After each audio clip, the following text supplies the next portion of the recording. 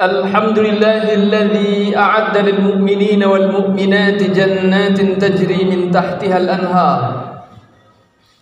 أشهد أن لا إله إلا الله وحده لا شريك له الملك العزيز الغفار القهار، وأشهد أن محمدا عبده ورسوله المصطفى المختار. اللهم صل وسلم وبارك على محمد نور الأنوار وعلى آله الأبرار وأصحابه الأخيار ومن تبعهم بإحسان إلى يوم القرار. أما بعد فيا عباد الله، أوصيكم ونفسي بتقوى الله فقد فاز المتقون.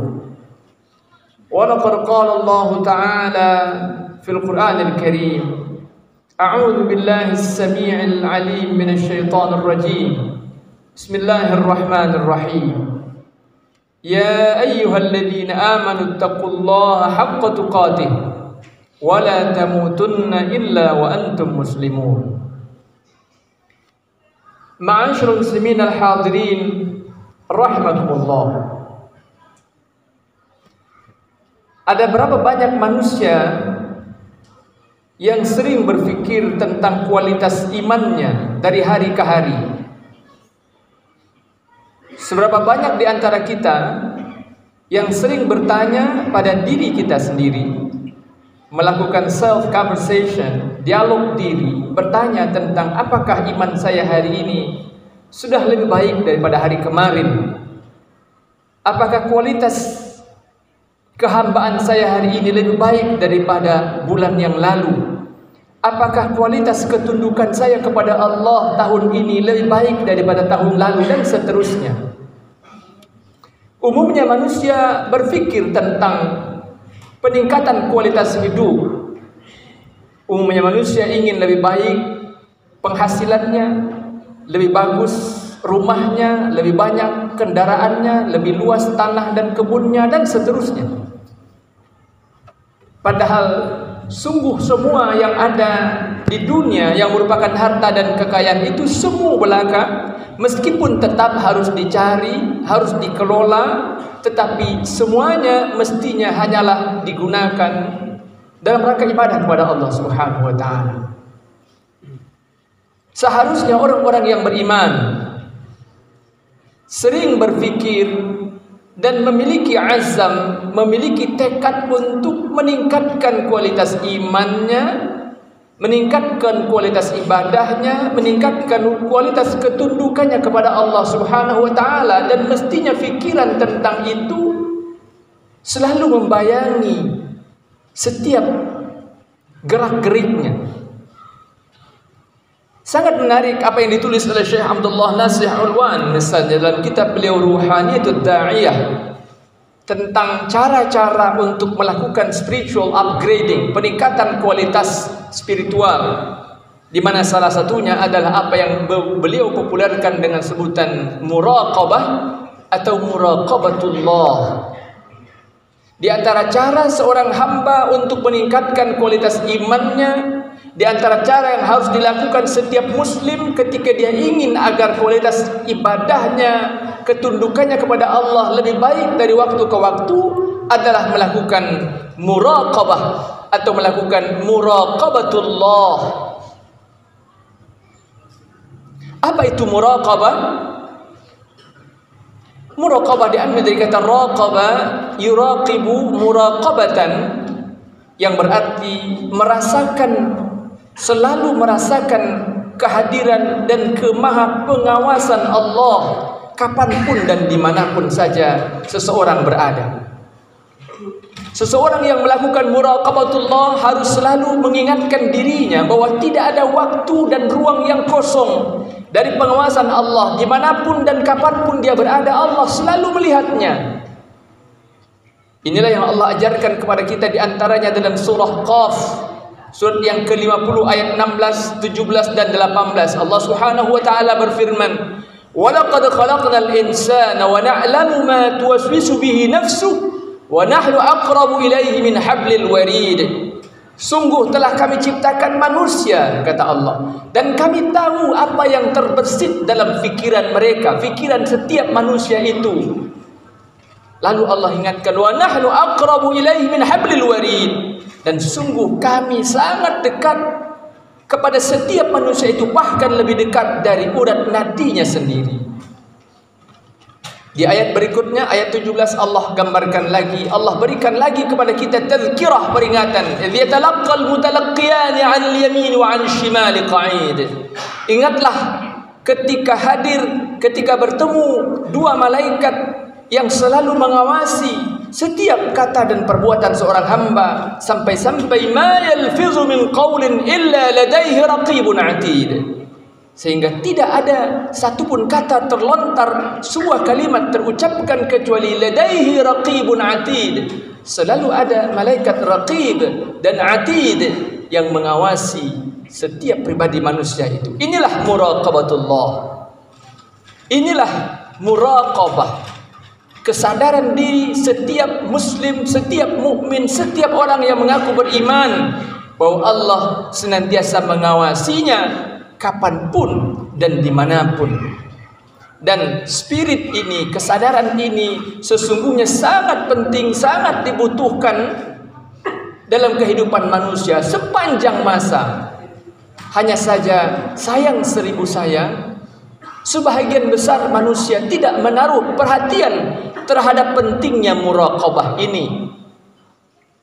Andai saja kita lakukan survei atau apalagi bahkan sensus misalnya, berapa banyak di antara orang-orang muslim yang mengerti lalu melaksanakan muraqabatullah setiap hari? Jangan-jangan tidak sampai 10%, jangan-jangan bahkan tidak sampai 5% dari setiap mukmin ini yang selalu mengingatkan dirinya untuk melakukan muraqabatullah. Dan karena itulah kemudian tragedi demi tragedi terjadi, maksiat demi maksiat terjadi, kezaliman demi kezaliman terjadi, dosa demi dosa terus saja dilakukan oleh setiap orang meskipun mengaku beriman, meskipun mengaku muslim. Bila sering disampaikan oleh para ulama, para muballigh, para dai tentang salah satu PR besar kita sebagai bangsa Indonesia yang adalah negara muslim terbesar di dunia ini, disebut oleh orang sebagai salah satu the most corruptive country in the world, salah satu negara paling korup di dunia, salah satu negara di mana perilaku korupsi, perilaku maling, perilaku mengambil uang rakyat, perilaku menipu dianggap biasa, suap dianggap biasa, sogok dianggap biasa. Bahkan meskipun sudah berganti-ganti lembaga negara untuk menanggulangi korupsi dibentuk, terakhir KPK, Komisi Pemberantasan Korupsi, tetapi perilaku koruptif dan korupsi itu masih saja terus terjadi, bahkan dimulai dari level yang paling rendah sekalipun, dari lembaga pendidikan. Dari lembaga-lembaga pendidikan kita, bahkan anak-anak kita tidak diajarkan untuk membenci perilaku korupsi itu, yang sebenarnya tidak lain berakar, salah satu penyebabnya adalah karena mereka tidak mengerti muraqabatullah. Orang tua mereka, orang tua anak-anak kita tidak mengajarkan kepada generasi muslim kita itu apa makna muraqabatullah. Berapa banyak orang tua hari ini yang mengingatkan kepada anaknya, nak, kalau kamu ujian, nak, jangan pernah coba-coba kamu nyontek, nak. Jangan pernah coba-coba minta tanya jawaban kepada temanmu. Jangan pernah coba lihat buku catatanmu ketika kamu sedang diuji, karena itu korupsi, nak. Itu tidak jujur, nak. Allah mengawasimu. Nilai yang kamu dapatkan adalah kebohongan kalau kamu lakukan tidak dengan kejujuran, dan seterusnya. Bahkan tidak sedikit justru orang tuanya yang mensponsori anak agar ketika ujian punya catatan, nyontek, minta tanya kiri kanan dan lain sebagainya. Bahkan sejak dari level yang paling rendah sekalipun, lembaga pendidikan kita, bahkan rumah-rumah kita, perilaku yang sangat hina itu dibiarkan terjadi dan dianggap bukan sesuatu yang serius, dianggap bukan bahagian dari komitmen keimanan kepada Allah Subhanahu wa taala. Padahal Rasulullah SAW yang sudah mengajarkan kepada kita makna al-ihsan.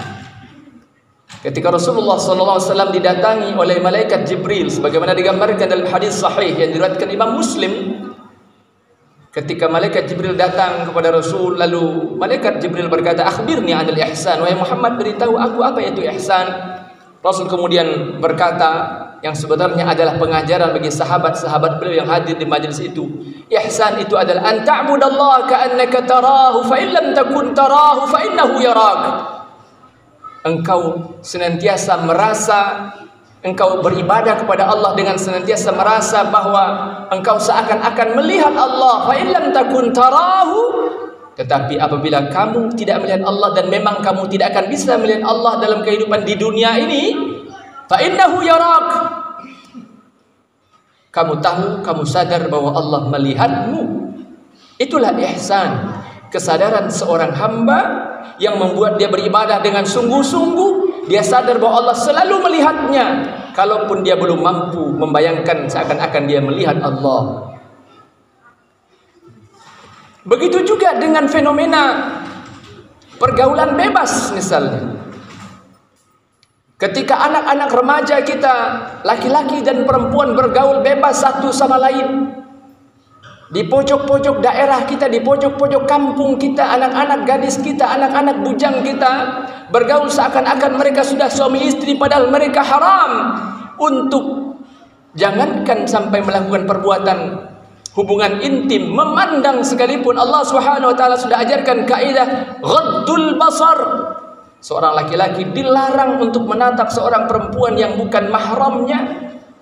Rasul juga bahkan ajarkan jangankan melakukan yang lain, sekedar menyentuh pun Rasul ingatkan, la ayyut'ana fi ra'si ahadikum mikhyatin min hadid khairul lahu min ayyamassa imra'atan la tahillu lahu. Bila saja kepala salah seorang di antara kamu disisir dengan sisir dari besi sampai terkelupas kulit kepalanya, itu masih lebih baik baginya daripada menyentuh tangan perempuan yang bukan mahramnya. Tapi lihat anak-anak kita sekarang, remaja-remaji kita, pemuda-pemudi kita, mereka bergaul bebas, bahkan perzinaan semakin banyak terjadi. Anak-anak yang terpaksa lahir di luar nikah, seakan-akan meskipun dianggap sebagai sebuah aib, tapi aib itu sudah semakin lazim terjadi.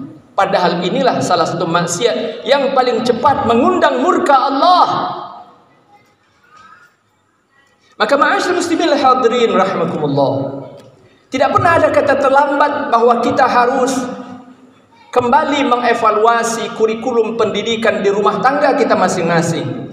Bahwa setiap ayah, setiap orang tua harus dengan sangat serius mengajarkan kepada anak-anaknya kembali tentang makna muraqabatullah ini. Mengajarkan kepada anak-anak kita bahwa Allah selalu mengawasi dan melihat kita kapanpun dan dimanapun. Di sekolah-sekolah kita, tidak harus sekolah-sekolah Islam, tidak harus sekolah-sekolah IT, tidak pula harus sekolah-sekolah Quran. Di semua sekolah-sekolah kita, izinkan khatib dari mimbar ini menyeru para guru, tenaga pengajar, apalagi kepala sekolah, seharusnya lah wewenang dan posisi sebagai guru, tenaga pengajar, kepala sekolah itu tidak hanya dipakai untuk mengajar anak-anak kita sesuai dengan mata pelajaran yang diamanahkan kepada masing-masing di antara kita, tetapi seharusnya juga meskipun yang diajarkan adalah matematika, bahasa Inggris, biologi, tata negara atau apapun itu namanya, tetapi diajarkan juga kurikulum kehidupan yang sangat penting yang akan membuat mereka menjadi orang-orang hebat sebagaimana pernah dihasilkan sejarah keemasan Islam. Di antara kurikulum terpenting itu adalah kurikulum muraqabatullah, mengajarkan kepada anak-anak kita bahwa mereka selalu diawasi oleh Allah. Ketika seorang pribadi muslim sadar bahwa dia diawasi oleh Allah, dilihat oleh Allah, dia betul-betul akan serius melakukan segala sesuatu karena dia tahu bahwa apa yang dia lakukan disaksikan oleh yang maha melihat. Bukankah ketika seorang bawahan bekerja dalam pengawasan atasannya, seseorang akan sangat bersemangat dan serius bekerja, apalagi seorang hamba diawasi oleh Rabbnya, diawasi oleh Tuhannya, di mana setiap amal pasti akan dipertanggungjawabkan depan Allah Subhanahu wa taala. Allah yang mengingatkan, "Faman ya'mal mithqala dzarratin khairan yarah." wa may ya'mal mithqala dzarratin syarran yarah. Siapa yang melakukan kebaikan meskipun hanya seberat darah, sangat kecil, mungkin dianggap remeh, tapi selama itu adalah kebaikan, maka dia pasti akan melihat balasan dan nilai dari kebaikan itu. Wa may ya'mal mithqala dzarratin syarra, dan siapa yang melakukan keburukan, maksiat, dosa, meskipun kecil, meskipun mungkin dianggap remeh, tapi kalau itu adalah dosa, kalau itu adalah maksiat, kalau itu dibenci oleh Allah, maka dia juga pasti akan melihat catatan dan balasan dari perbuatannya itu. Barakallahu li wa lakum fil Qur'anil azim wa nafa'ani wa iyyakum bima fihi minal ayati wadh-dhikril hakim wa taqabbalallahu minni wa minkum tilawatahu innahu huwas samiul alim. أقول قولي هذا وأستغفر الله العظيم لي ولكم ولسائر المسلمين والمسلمات والمؤمنين والمؤمنات فاستغفروه إنه هو الغفور الرحيم.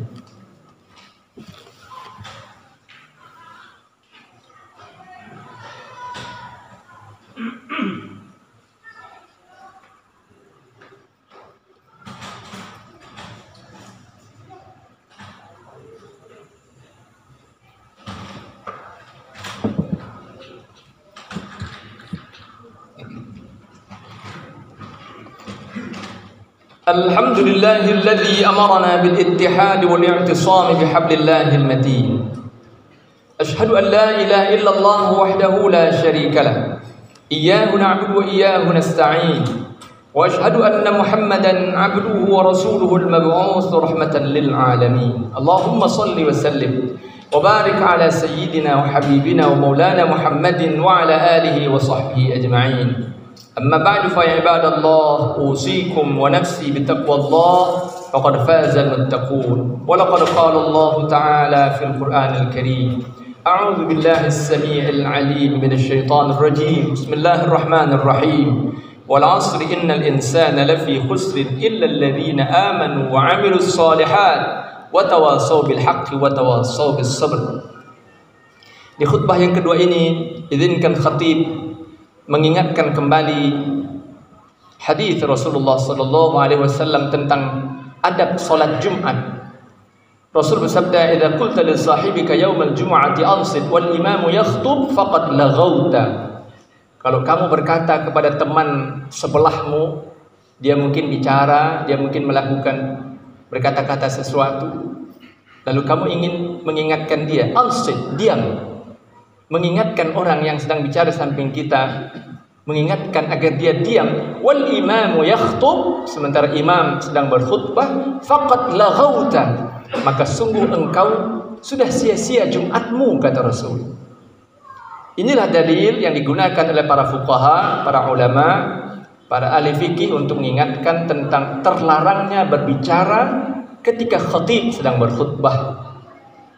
Maka ketika khatib sudah mulai naik mimbar, tidak boleh ada lagi kata-kata, sepatah kata pun, bahkan sekedar untuk mengingatkan orang yang di samping kita berbicara sekalipun juga tidak boleh. Sementara sejauh ini ma'asyiral muslimin hadirin, masih ada saudara-saudara kita, anak-anak kita, pemuda-pemuda kita, remaja-remaja kita yang mungkin belum pernah diajarkan oleh orang tuanya, mungkin oleh gurunya tentang adab ini, sampai sehingga ketika mereka sudah berusia dewasa, bahkan untuk hal yang sangat prinsip seperti ini pun mereka belum paham. Adalah kewajiban kita untuk mengingatkan mereka kembali, mengajarkan kepada mereka sebelum mereka berangkat salat Jumat, atau bahkan di hari Kamis sebelum hari Jumat kita ingatkan, nak, besok Jumat, ingat ya adab Jumat, nak, diantaranya apa? Tidak boleh berbicara kalau khatib sudah menyampaikan khutbah. Karena kalau kamu masih berbicara ketika khatib sudah menyampaikan khutbah, faqad laghauta, kata Rasul, maka Jumatmu sia-sia. Mudah-mudahan Allah bimbing kita untuk terus memperbaiki kualitas ibadah kita dari waktu ke waktu. Innallaha malaikatahu yusholluna 'alan nabi ya ayyuhalladzina amanu shallu 'alaihi wa sallimu taslima. Allahumma shalli 'ala Muhammad wa 'ala ali Muhammad kama shallaita 'ala Ibrahim wa 'ala ali Ibrahim wa barik 'ala Muhammad wa 'ala ali Muhammad kama barakta 'ala Ibrahim wa 'ala ali Ibrahim fil 'alamin innaka Hamidum Majid.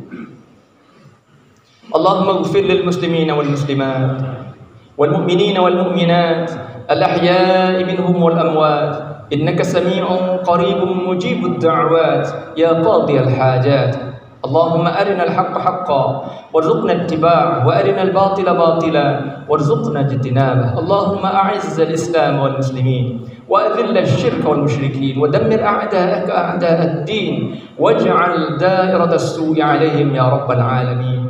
ربنا لا تؤاخذنا إن نسينا أو أخطأنا. ربنا ولا تحمل علينا إصرا كما حملته على الذين من قبلنا. ربنا ولا تحملنا ما لا طاقة لنا به. واعف عنا واغفر لنا وارحمنا أنت مولانا فانصرنا على القوم الكافرين. ربنا هب لنا من أزواجنا وذرياتنا قرة أعين واجعلنا للمتقين إماما. ربنا لا تزغ قلوبنا بعد إذ هديتنا وهب لنا من لدنك رحمة إنك أنت الوهاب. ربنا تقبل منا إنك أنت السميع العليم وتب علينا إنك أنت التواب الرحيم. ربنا آتنا في الدنيا حسنة وفي الآخرة حسنة وقنا عذاب النار. وصلى الله على خير خلقه محمد وبارك وسلم. سبحان رب العزة عما يصفون وسلام على المرسلين والحمد لله رب العالمين. عباد الله، إن الله يأمر بالعدل والإحسان وإيتاء ذي القربى وينهى عن الفحشاء والمنكر والبغي يعظكم لعلكم تذكرون. فاذكروا الله العظيم يذكركم ودعوه يستجب لكم ولذكر الله أكبر. أقيموا الصلاة.